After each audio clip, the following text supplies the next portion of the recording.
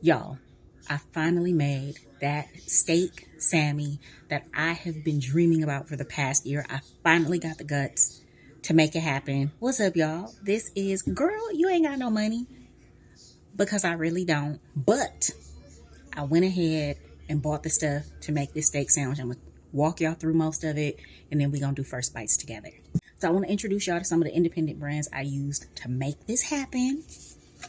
Graza olive oil. This is an indie small brand olive oil, and it is so good. It is so like fragrant as soon as you open the bottle.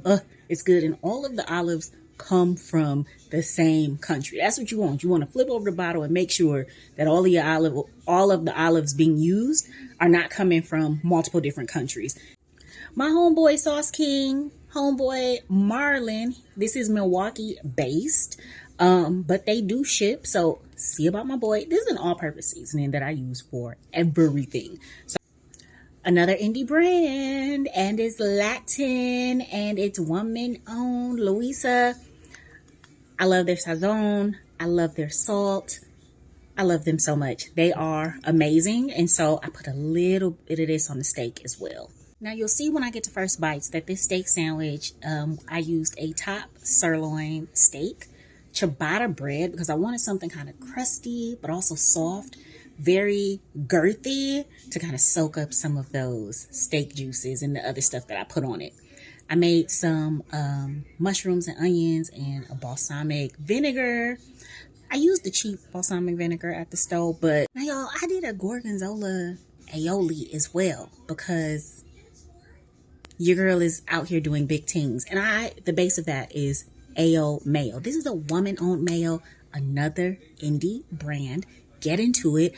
This is a local brand, small brand, been around for decades. This is Belgioso. Lord, I hope I said that right. I am using their gorgonzola and also their fontina cheese to go over the steak. You're going to see it. You're going to see it once I put it together. You're going to see it. All right, so I just pulled out this ciabatta bread out the oven. It's warmed up.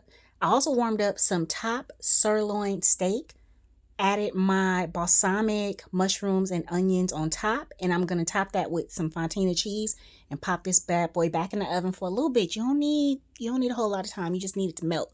And from here, I'm going to go ahead and add my gorgonzola and chive aioli, and then we're going to plate this bad boy.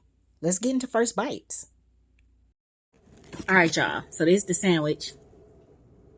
Look at the aioli dripping down. All right, we're going to do first bites. I don't even know how to bite this, but I'm about to. You hear that crunch? Yeah. It's a solid sandwich.